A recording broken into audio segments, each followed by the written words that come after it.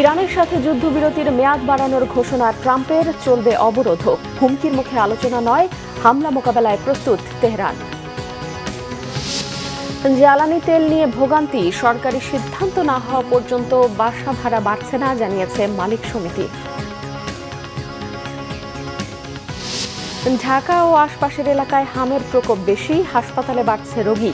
প্রাথমিক লক্ষণ গুরুত্ব না দেওয়ায় এই অবস্থা, বলছেন চিকিৎসকরা। দেখছিলেন ক্রাউন সিমেন্ট সংবাদ শিরোনাম। শুরুতেই আন্তর্জাতিক প্রসঙ্গ। ইরানের যুদ্ধবিরতির অন্তিম মুহূর্তে মেয়াদ বাড়ানোর ঘোষণা দিয়েছেন মার্কিন প্রেসিডেন্ট ডোনাল্ড ট্রাম্প। তবে প্রত্যাহার হয়নি ইরান ঘিরে মার্কিন নৌ অবরোধ।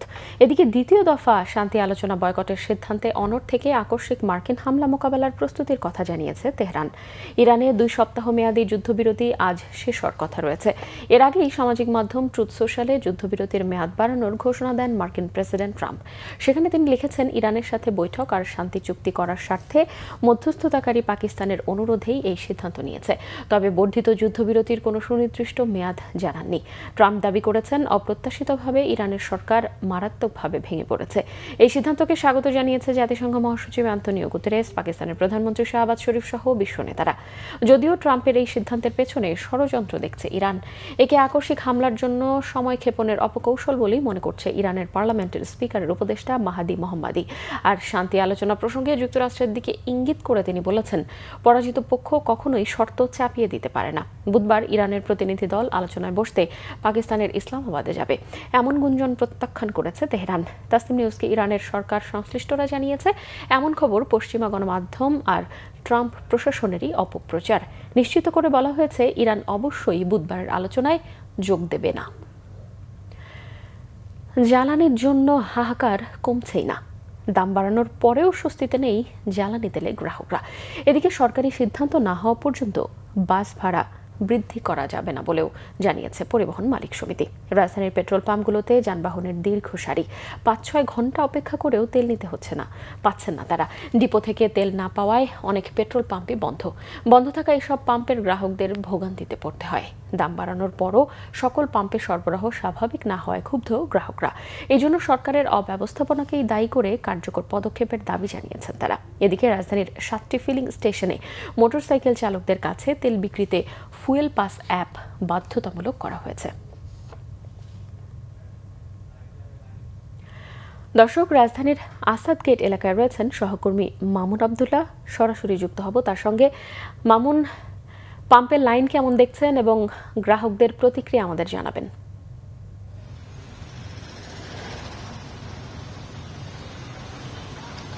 কনক, আপনাকে ধন্যবাদ। পাম্পের লাইন আমি যেমনটি দেখছি, আপনাকে ঠিক তেমনটি আমাদের ক্যামেরার অ্যাঙ্গেলে দেখাতে চাই।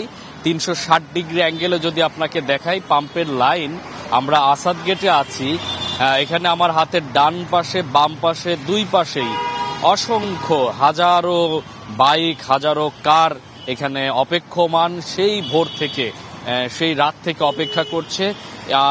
এই মুহূর্তে আসলে ডান পাশে যে লাইনটি দেখতে পাচ্ছেন আসাদ গেটের, এই লাইনটি একেবারে সংসদ ভবন ছেড়ে, মোহাম্মদপুর ছেড়ে একেবারে আপনার সেই কয়েক কিলোমিটার এরিয়া এটি পার হয়ে গেছে।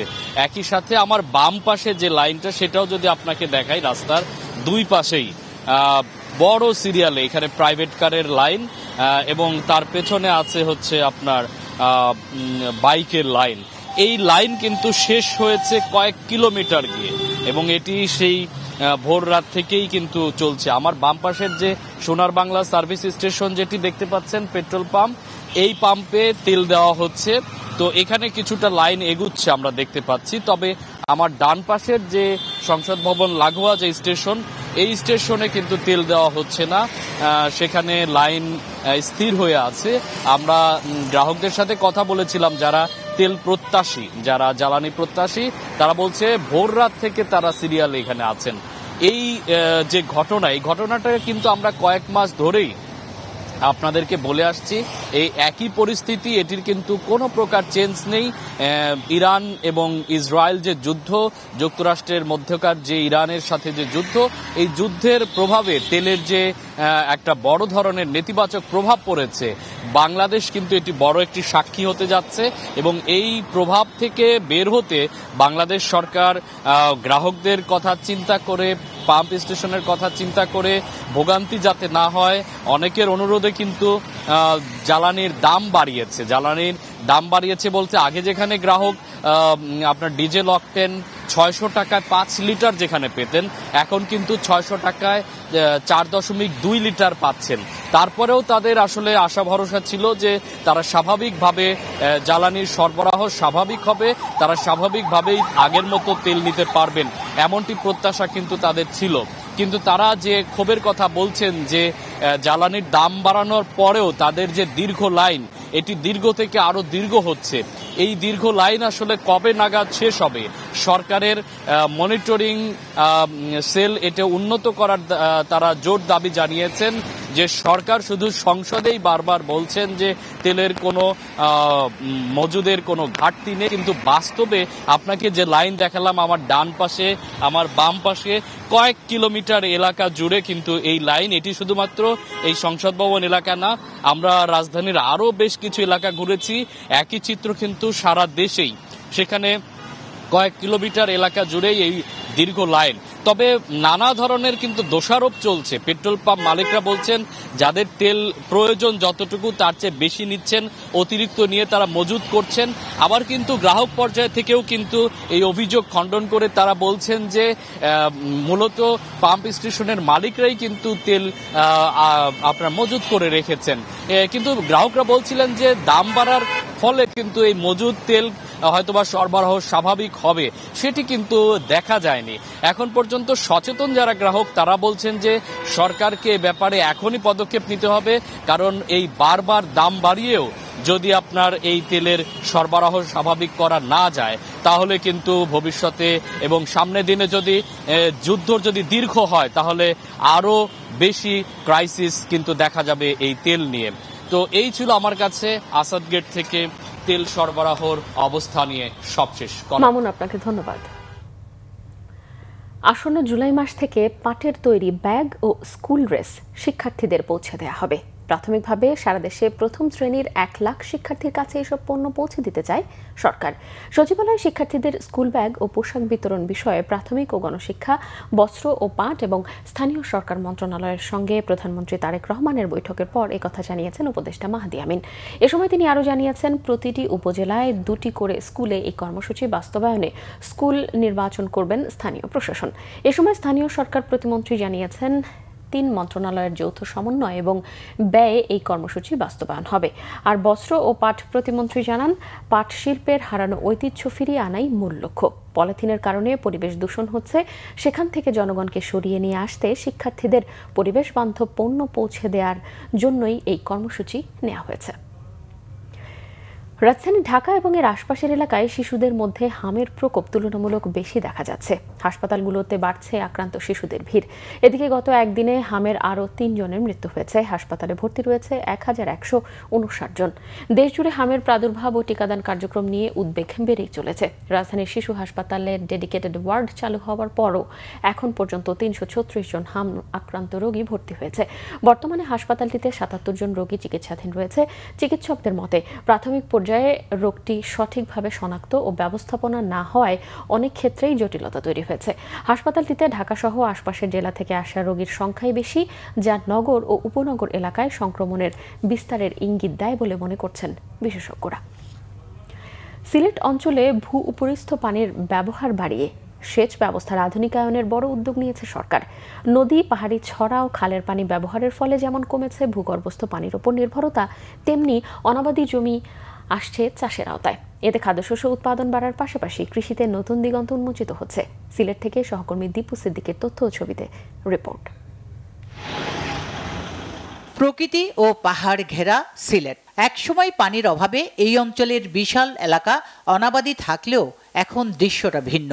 নদী, খাল আর পাহাড়ি ছড়ার পানিকে কাজে লাগিয়ে জোরদার করা হচ্ছে সেচ কার্যক্রম। বিএডিসির এই উদ্যোগের ফলে কৃষকদের দীর্ঘদিনের হাহাকার এখন রূপ নিচ্ছে সোনালী স্বপ্নে।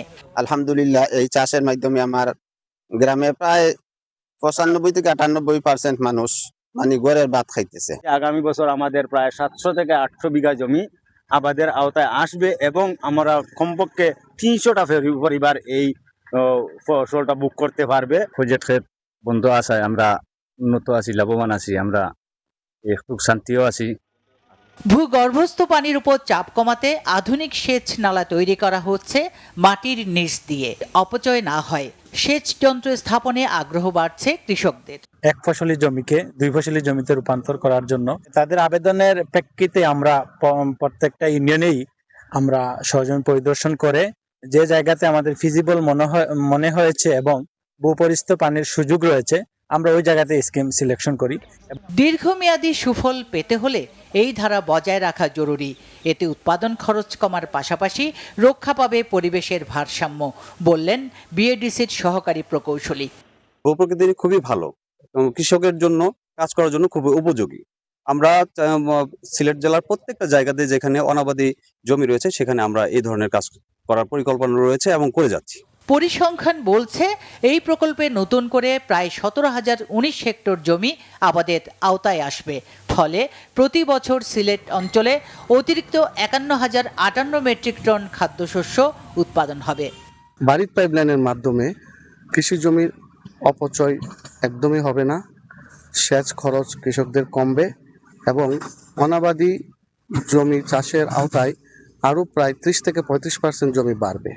আগামী 5 বছরে সিলেট বিভাগের 40টি উপজেলায় 158টি সেচ যন্ত্র স্থাপন করা হবে। সমন্বিত এই উদ্যোগ বাস্তবায়ন হলে সমৃদ্ধ হবে দেশের সামগ্রিক খাদ্য ভাণ্ডার, এমনটাই মনে করেন সংশ্লিষ্টরা। Bangla vision news desk. দর্শক, এই ছিল এখনকার মতো।